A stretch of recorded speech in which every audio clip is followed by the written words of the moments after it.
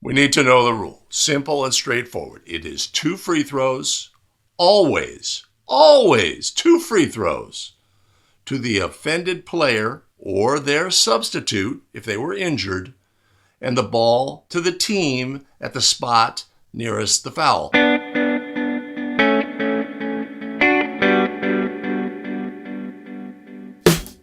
Greetings, everyone. Welcome back to another episode of the Basketball Rules Expert, the YouTube show where we take National Federation of High School rules off the printed page, breathe life, simplify, clarify, amplify, give them back to you in a way that you can take with you onto the basketball court.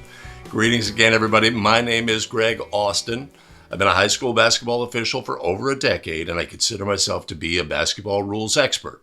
This show is all about helping you on your journey to becoming a basketball rules expert as well.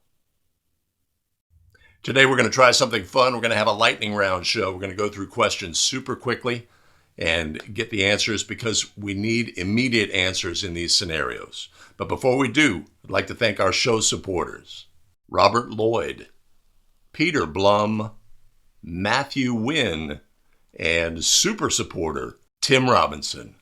Much appreciated and much love. If you want to support the show, there's a link in the show notes below. Today we're going to get started with our lightning round show. Quick questions, quick answers, not a deep dive into the rules, just an emphasis on the things that we need to know. While A1 is attempting a three-point try, A1 is fouled by B1. The officials rule an intentional foul on B1. The try is successful. The officials award 1 free throw to A1 and the ball to Team A for a throw-in. Were the officials correct? Yes or no? All right, super simple question. Intentional foul in National Federation of High School Basketball rules. What is the penalty? This also applies to a flagrant foul. The penalty is the same. 2 free throws and the ball to the offended player or their eligible substitute at the spot nearest the foul, except one instance, 3-point try that is missed. In that instance, 3 tries for free throw. We need to know the rule. Simple and straightforward. It is 2 free throws, always 2 free throws to the offended player or their substitute if they were injured, and the ball to the team at the spot nearest the foul. Ding! The one exception is if the 3-point try is missed.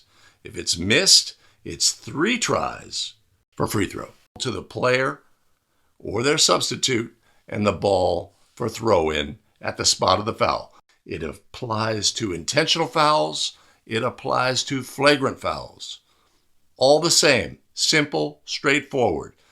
So in our instance here, the try was successful.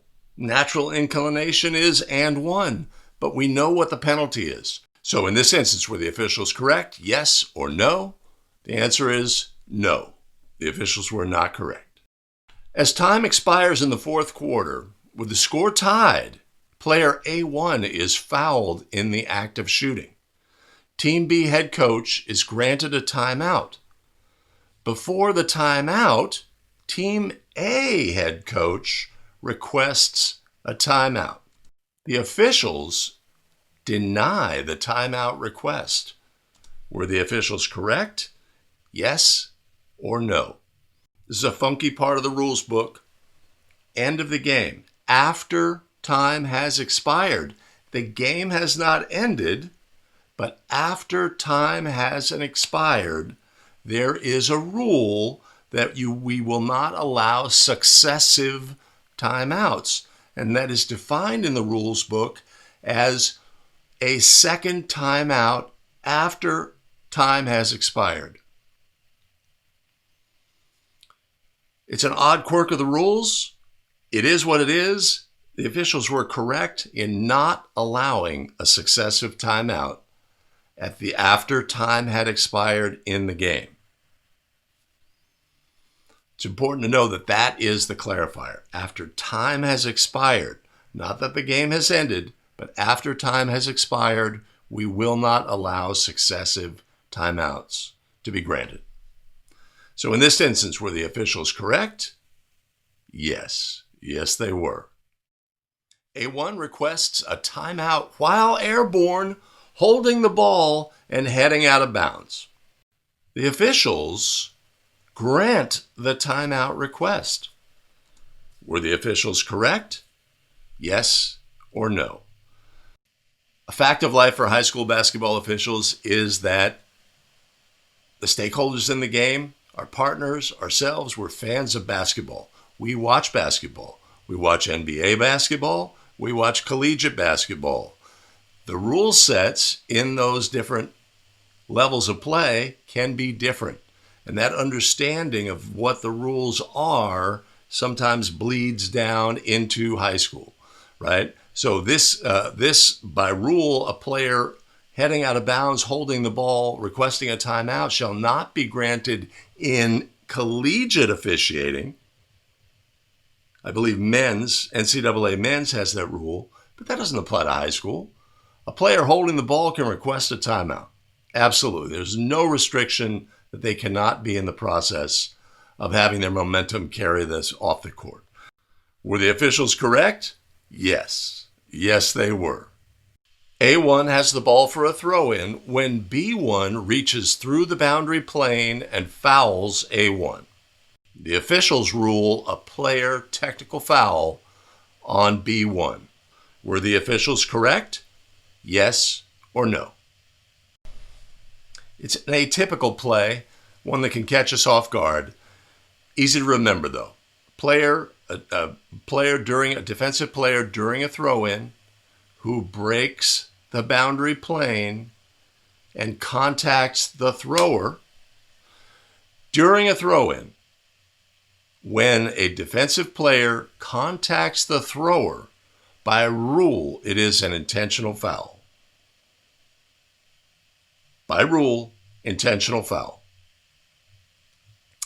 If a defensive player breaks the boundary plane and contacts the basketball, that is a player technical foul.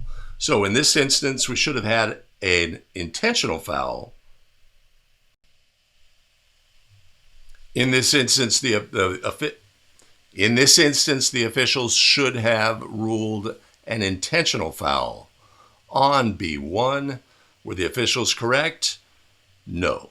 No, they weren't.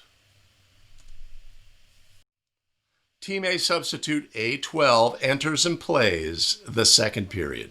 At halftime, the official scorekeeper notices that A12 is not in the scorebook and informs the officials.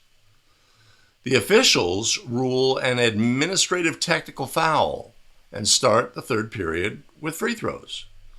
Were the officials correct? Yes or no? Logically, this seems to be correct, but we have to remember with technical fouls, there are periods of time that are allowed for the discovery of the technical foul. In this instance, an administrative technical foul can be assessed if it is discovered while the player is violating. If we had discovered that A12, a substitute, is not in the book while A12 is playing, administrative technical foul would be the appropriate penalty. But in this instance, we're outside of that period, and so the officials have no authority to assess the technical foul. Should A12 come back into the game? Indeed. Then that would be the appropriate time. So in this instance, were the officials correct? No. No, they were not. Thrower A1 steps on the end line during a throw-in. The officials rule a throw-in violation. Were the officials correct? Yes or no? Sometimes reflexively, we see somebody step on a line, we think something illegal has happened, but the rule for a thrower is they are not allowed to step on the court. The court begins with the inner edge of the boundary line. So in this instance, were the officials correct? No, the officials were not correct. This is a legal play. A1 dives for a loose ball on the floor. A1 slides, controls the ball, and then slides some more. The officials rule a traveling violation has occurred. Were the officials correct? Yes or no? Great hustle play. Player dives on the four, controls the ball, slides some more. Before they stop, official rules a travel. The gym erupts. Everybody wants to travel. Everybody knows you can't do that. Except yes, you can do that. That is a legal play by rule. Were the officials correct? No. No, they were not. A1's try for goal fails to reach the basket, and A1 catches the ball while it remains airborne. The officials rule a traveling violation. Were the officials correct? Yes or no? In National Federation of High School rules, it's legal for a player to catch an air ball as long as it was a try. If the officials make the judgment that it was a try for goal, then there is no longer team control and the player can catch the ball. Why would people think this is a traveling violation? Because with other rule sets, specifically the NBA, this is a violation, right? We watch those games, we think those rules apply, and they don't. So in this instance, were the officials correct? No. No, they were not. A1, while standing inbounds behind the backboard, shoots the ball over the backboard, and the ball passes through the basket. The officials rule this a legal play and allow the goal. Were the officials correct? Yes or no? In National Federation of High School rules, if we're dealing with a rectangular backboard, the ball cannot pass over the backboard legally. By rule, this is an illegal play. Out of bounds violation should have been ruled. So in this instance, were the officials correct? No. No, they were not. The existence of other rule sets, right? We see a highlight from an NBA game, and in the NBA game, they allow the goal. In National Federation of High School rules, this is illegal. It is a violation, and the goal should not be scored. A1 throws the ball from the backcourt and hits the official who is in the front court. The ball rebounds to the backcourt and is recovered by A2. The officials rule this to be a legal play. Were the officials correct? Yes or no? A1 throws the ball from the backcourt. All right, so that means that they are inbounds. They are holding the ball. We have team control on the court. A1 throws the ball to the front court, hits the official, and the ball bounds back into the backcourt where A2 recovers the ball. This errant pass hit the official, stayed on the court. A2 collected it, right? What do we need to understand? Status, the status of the ball. The ball, when it was in the backcourt, it has backcourt status. The ball, when it's thrown, still has backcourt status. When the ball contacts the official, who is in contact with the front court, the ball gains front court status. Then the ball goes into the backcourt where A2 collects the ball.